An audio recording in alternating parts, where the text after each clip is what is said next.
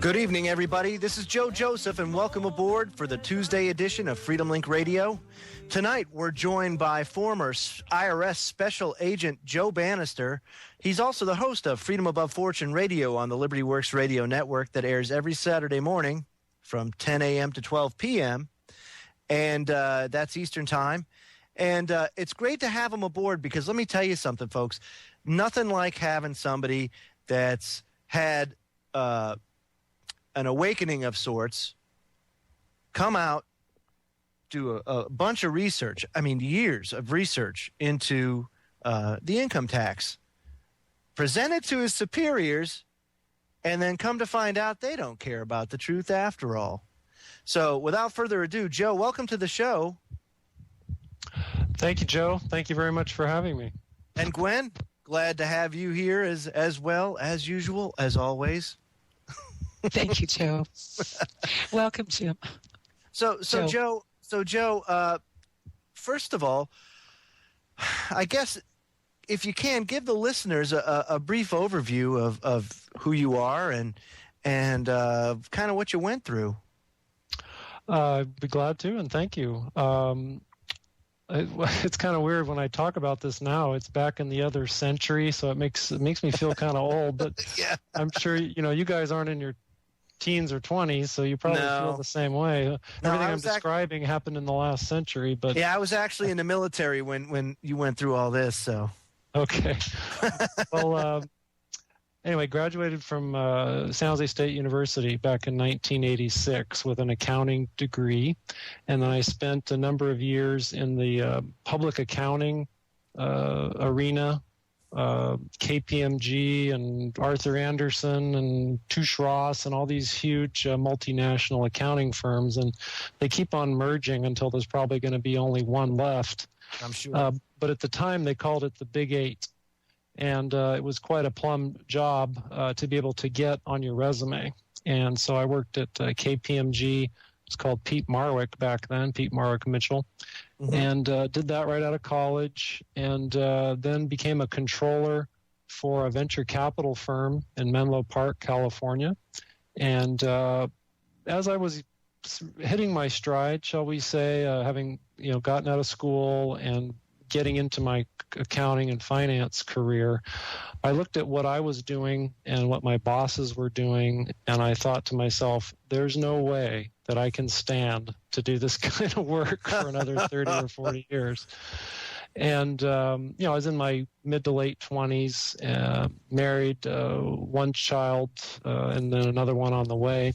Mm-hmm. And I thought, maybe I better kind of make a break for it now, because if I wait too long, I might be stuck. And also, there were a lot of family and friends, people that I knew who were in law enforcement. And one in particular was an IRS special agent. He was a special agent, a criminal investigator in the IRS Criminal Investigation Division. So he turned me on to the fact that there were many what the Freedom Movement calls alphabet soup agencies. Three or four more letter acronyms. That's right. And so I was kind of thinking, well, I've got a number of friends and relatives who are in uniformed law enforcement, local cops and state troopers and that kind of thing. But, with this degree in accounting and, having this financial expertise, maybe I'd be better off being an investigator than, a uniformed police officer. And so this friend who worked for the IRS said, yeah, that would be the best decision for you, Joe. And he suggested that I apply to the FBI and the IRS Criminal Investigation Division. So it was about 1991, 1992 when I applied to the FBI and the IRS. And the FBI acted upon my application very fast. Within a few weeks, if that, the FBI called me to the San Francisco office and asked me to come to take a battery of written exams. And they don't really tell you how you do on each level, but they say if you reach the following level, then you pass the previous level. So I kept on progressing up through the written exams, the panel interviews, the physical battery of, running 2 miles and doing 50 pull-ups and push-ups and all kinds of stuff. But I basically passed through all this gauntlet of evaluation, and then all of a sudden there was a hiring freeze because just like recently, back there in the early 90s, there was a big budget debacle when I believe it was Newt Gingrich was the Speaker of the House, and right. So due to this budget crisis and a hiring freeze, the FBI wanted to hire me. I mean, that's at least what the people in San Francisco were saying. I was ready to be given a letter that said, report to Quantico, Virginia. And because of this hiring freeze, they couldn't do it. They had no legal authority to write that letter. So I ended up in a very long holding pattern that started with this hiring freeze. And it lasted a couple of years, like 1991, 1992, 1993. And just about the time I was getting I'd probably wait another 10 years, but my family was like, Joe, you got your life on hold. This FBI dream you have isn't going to happen. And then meanwhile, the IRS called just about at the time I was ready to throw in the towel. And it was the San Francisco office of the IRS Criminal Investigation Division and the IRS CID, that acronym, CID. They have about 3,000 special agent criminal investigators in the IRS CID around the country. And for your listeners, some may not know that a GS 1811 is the designation. So an FBI special agent is a GS 1811. An IRS special agent is a GS 1811. So there's some minimum criteria that you have to fulfill in terms of criminal investigator training and firearms use and that kind of thing. So I learned that the IRS, basically had a similar position. In fact, in the exact same position. It's just that their jurisdiction would cover a different area of federal law. So even though I had my heart set on the FBI, I couldn't get hired. But meanwhile, for some odd reason, the IRS wasn't under any hiring freeze. Because at that time, at least the FBI was under the Department of Justice. I think now they're under the Department of Homeland Security, and probably soon everyone will be. But the IRS was still under the Treasury and still is today. So the IRS had hiring authority. They came out, asked me if I wanted a job, and I interviewed in August of 1993. And by November of 1993, I was being sworn in as an IRS special agent. And by sworn in, I mean, sworn oath to support and defend the Constitution. And it was kind of a unique swearing-in ceremony because normally they'll have 10, 20, 30 IRS employees all at once, raise your right hand, and it's just a perfunctory thing. But I was by myself. My family was there. I've got the home video, and do it in front of the flag and the whole bit. So it was really meaningful. And, of course, from that day forward, I was very dedicated to adhering to that oath, especially because, you take it before God, and I'm not about to, start lying to God. So I really felt strongly about abiding by that oath. So November of 1993 is when I started, and about 3 years into the job, it was December of 1996, a little over 3 years, and I was listening to a talk radio show, and the guest was talking about the federal income tax. And the guest's name was DV Kidd. She's got an unusual first name, DV, it's D-E-V-V-Y, and last name Kidd, K-I-D-D. And DV's still around, quite the activist. But anyway, that day in 1996, she was talking about the federal income tax and the monetary system. And she was talking about things that were, I can hear the bumper music. Yeah, you sure can. Hold on. When we come back, we're going to get to the meat and potatoes of what Joe found out, his research with the IRS. Stay tuned. You're listening to Freedomlink Radio on the Orion Talk Radio Network. Don't go away.